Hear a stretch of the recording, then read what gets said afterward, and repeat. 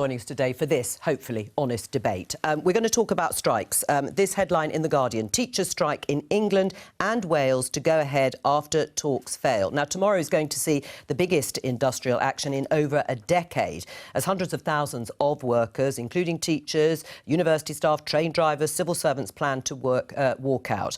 Let's talk to the former Labour leader and independent MP Jeremy Corbyn, who held a rally last night in support of the striking workers.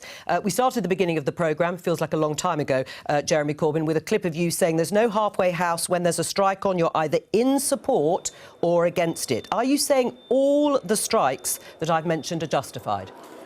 They're all a result of proper balloting procedures within the unions. They're all as a result of very long negotiations that have finally broken down with the employers and with the government. And so those workers have decided, albeit reluctantly, they have to take strike action in order to win something decent in terms of pay and of conditions. And so I do think all of those strikes are justified, and I indeed will be joining teachers in my constituency tomorrow morning who are taking strike action because they've had enough. Yeah, OK. Well, Labour's position, as you know, is different. On Sunday, the shadow frontbencher, Shadow Education Secretary Bridget Phillipson, said that she did understand to some extent why people were going on strike, but she wasn't going to join the strike. She wants to be the next Education Secretary and sit round a table and reach a settlement. What's wrong with that approach?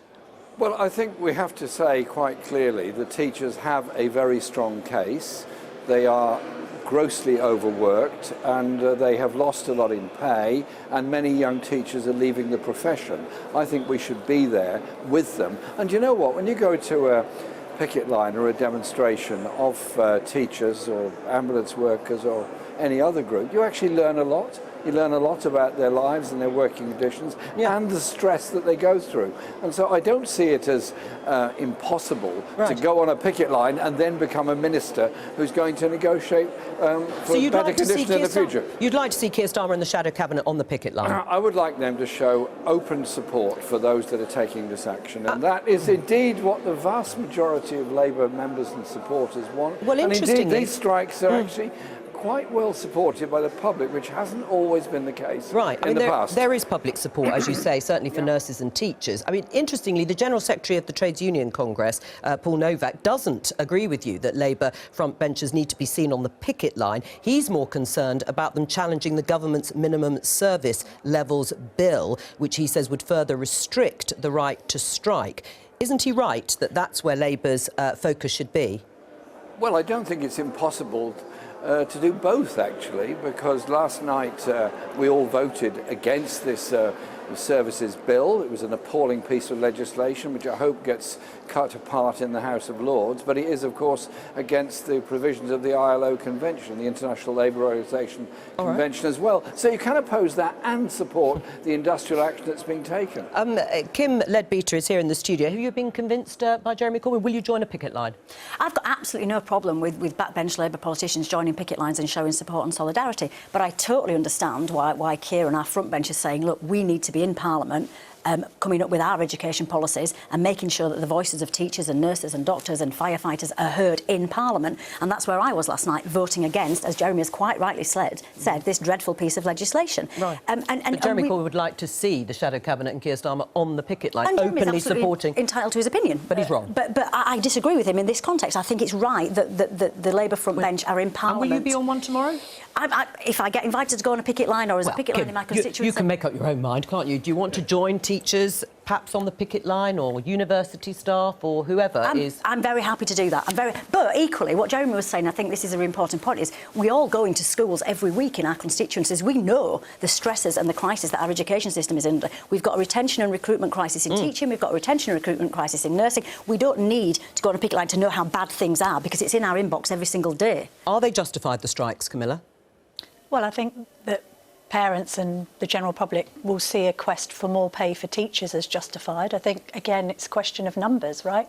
There are people who are looking at a claim by nurses of 19% and thinking that that's unrealistic in the current economic climate, even while they've got huge sympathy with the fact that there is a general perception that public sector workers who are on the front line of teaching and our hospitals and our NHS are underpaid. But How do you go from, I think, the offer of 5 to 8% to what some unions are asking for, which is double figures? But you've got to listen and you've got to negotiate, and that's what the government are just not doing. They're not listening to this workforce that got us through the hardest of times, got us through the pandemic.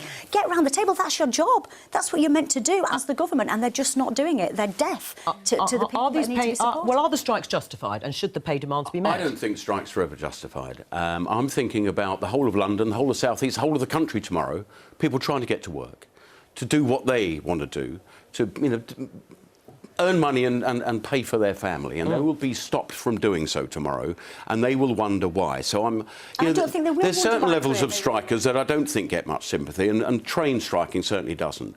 And I did make some quite, well, not even outspoken for me, you can imagine, about the Royal Mail strike. Do they not realise that because the service was so poor before Christmas, myself and others, I expect maybe some around this table, decided not to send the Christmas cards because it was a waste of time. There are businesses who've decided to find another route of getting their deliveries outside of Royal Mail. They won't be going back. And so that strike will cause probably redundancies in Royal Mail. Of course, we've all got sympathy for nurses and for teachers. But I want to ask Labour is, what is the right figure? Is it 19%? And will you pay the same next year? It's not as if we're running a budget. It's not as if we're running a budget surplus. But I'll ask Jeremy Corbyn in a moment. A serious budget. Are they justified, these strikes, Dahlia? I say thank God for strikes, because our public services are on their knees after 10 years of austerity. Anyone who's tried to get an ambulance, anyone who's got a kid in school knows that we are in a dire crisis, and this government doesn't believe in a public sector, doesn't believe in a thriving public sector. So thank God workers on the ground who know what needs to happen have that tool that they can use to leverage power to get the changes that we need. As a member of the public who uses the public sector, thank God for strikes. Hang on. Spending more on the NHS than's ever been spent in its history, and a lot more than Labour that is ever a did. deceptive statistic. The growth in funding in the NHS has massively declined. And that is true. Jeremy Corbyn, how would you pay? How would you pay for the sort of pay demands ranging from anything from 10% to 19%?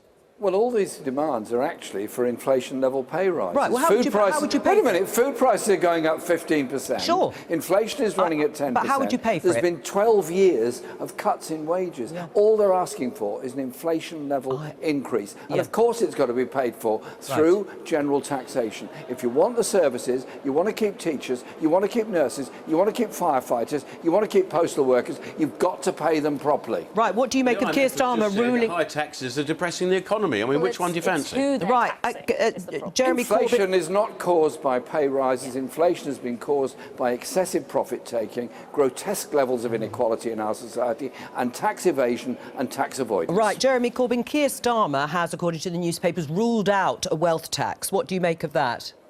Well, I do think we need to have a tax on wealth, and I'm surprised that he's done that, because the levels of growth in wealth during the COVID crisis and since then have been absolutely enormous. A wealth tax would go a long way towards helping to meet the catching up demands. That's what they are, the catching up demands of mainly public sector workers. All right. And how's your campaign to get back into the Labour Party going? Listen, I'm a member of the Labour Party. I've been a member of the Labour Party since I was 16, and I remain a member of the Labour Party, and I work with my colleagues locally. And I do think that that should be recognised. Right, so Keir Starmer says there's no way back for you, paraphrasing, but he pretty well says the door has closed on you coming back as a Labour MP. Will you stand as an independent in the next general election in Islington North? I think the Labour Party should reflect on this, and that I have been elected as a Labour Member of Parliament. I serve my constituents as a Labour Member of Parliament, and I think I should be returned to the Parliamentary Labour Party. But I serve the people of Islington North, but I'm not answering any more hypothetical questions. OK, well, on that clear note, thank you very much from all of us. Goodbye.